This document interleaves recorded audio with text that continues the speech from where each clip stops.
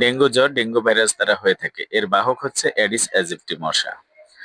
এটার সাবটাইপ হয়ে থাকে 5 ধরনের: DEN virus 1, DEN virus 2, DEN virus 3, DEN virus 4, DEN virus 5।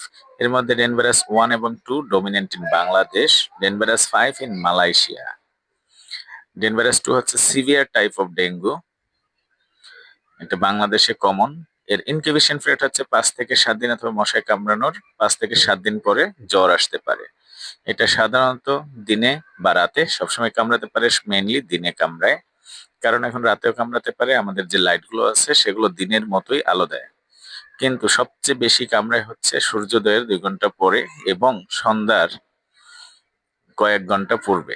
এই কারণে দিন এবং রাতে যখনই ঘুমাবেন অবশ্যই মশারি টাঙানো উচিত, যাতে আমাদের এডিস মশাগুলো কামড়াতে না পারে।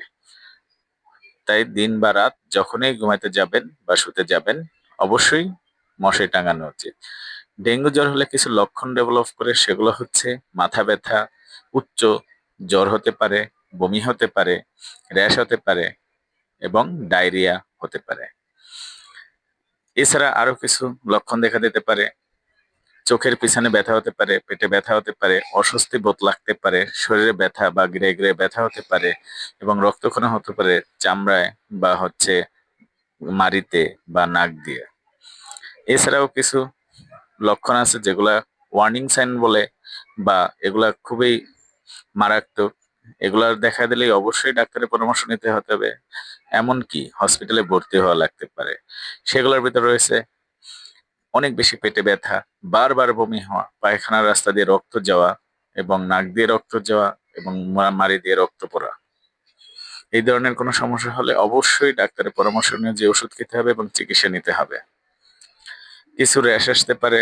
ডেঙ্গু র্যাশ গুলো সাধারণত চামড়ায় এরকম দেখা যেতে পারে।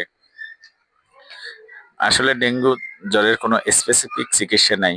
এক্ষেত্রে শুধুমাত্র বাসায় আপনারা প্যারাসিটামল ব্যথা বা জ্বরের জন্য খেতে পারেন। এর সাথে প্রচুর পরিমাণে তরল খাবার যেমন পানি, ওরসালাইন, ডাবের পানি এগুলা খেতে পারেন। এগুলা বাদে কিছু কিছু ওষুধ আছে যেগুলো আসলে ডেঙ্গু জ্বরে একদমই নেওয়া উচিত না। সেগুলোর ভিতরে হচ্ছে আইবুপ্রোফেন, অ্যান্টিবায়োটিক, অ্যাসপিরিন, এনএসআইডি। এনএসআইডির ভিতরে থাকে সাধারণত ব্যথানাশক ওষুধ, সেগুলো হচ্ছে কিটোরোলাক, এসিক্লোফেনাক, এই ধরনের ওষুধগুলা, যেগুলো আসে আমাদের গ্যাস্ট্রাইটিস এবং রক্তক্ষরণের ঝুঁকি বাড়ায়। এই কারণে এগুলা থেকে সবসময় দূরে থাকা উচিত। Thanks for watching.